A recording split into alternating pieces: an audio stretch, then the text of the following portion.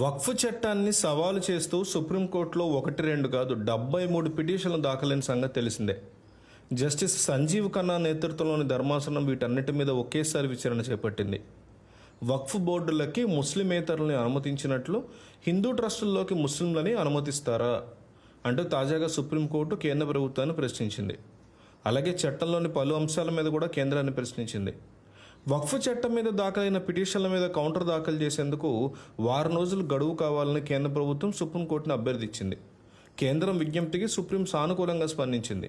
అప్పటి వరకు వక్ఫ్ చట్టం మీద యథాతథ స్థితి కొనసాగాలంటే స్టేటస్ కో కొనసాగాలని ఆదేశించింది. వక్ఫ్ బోర్డులో ఎలాంటి నియామకాలు చేపట్టదని కూడా సుప్రీంకోర్టు తెలియజేసింది. వక్ఫ్ బోర్డుల్లో ముస్లిమేతరులను నియమించబోమని కేంద్ర ప్రభుత్వం సుప్రీంకోర్టుకి హామీ ఇచ్చింది. వక్ఫ్ సవరణ చట్టాన్ని సవాలు చేస్తూ దాఖలైన పిటిషన్ల మీద సుప్రీంకోర్టులో విచారణ జరిగింది. ప్రస్తుత వక్ఫ్ ఆస్తుల మీద ఎలాంటి చర్యలు తీసుకోమని కేంద్రం తెలిపింది. ఈ కేసులో సుప్రీంకోర్టు ఇంకా ఎలాంటి స్టే ఉత్తర్వులు ఇవ్వలేదు. ఈ మొత్తం వ్యవహారం మీద 7 రోజుల్లో సమాధానం ఇవ్వాలని సుప్రీంకోర్టు ప్రభుత్వాన్ని ఆదేశించింది. ఈ కేసులో తదుపరి విచారణ మే 5వ తేదీకి ప్రారంభమయ్యే వారంలో జరగబోతోంది.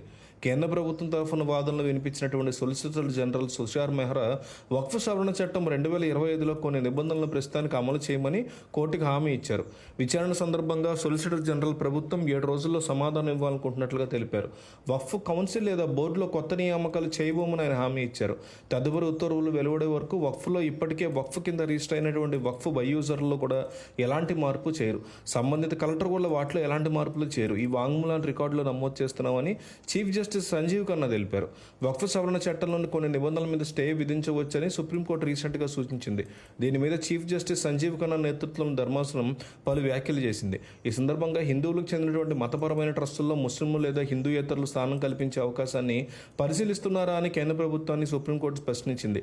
ఈ వ్యవహారంలో ఏవైనా ఉత్తర్వులు జారీ చేయడానికి ముందు తమ వాదన కూడా వినాలని కోర్టును కేంద్ర ప్రభుత్వం తరఫున హాజరైన సొలిసిటర్ జనరల్ తుషార్ మెహ్రా కోరారు.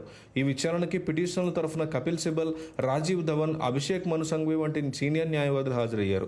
వక్ఫ్ సవరణ చట్టంలోని అనేక సవరణలు మతపరమైన వ్యవహారాలకు సంబంధించిన ప్రాథమిక హక్కుల్ని ప్రభావితం చేస్తాయని పిటిషనర్ల తరఫున న్యాయవాదులు వాదించారు. ఇటీవల పార్లమెంట్ ఆమోదించినటువంటి వక్ఫ్ సవరణ చట్టాన్ని వ్యతిరేకిస్తూ సుప్రీంకోర్టులో 10కి పైగా పిటిషన్లు దాఖలయ్యాయి.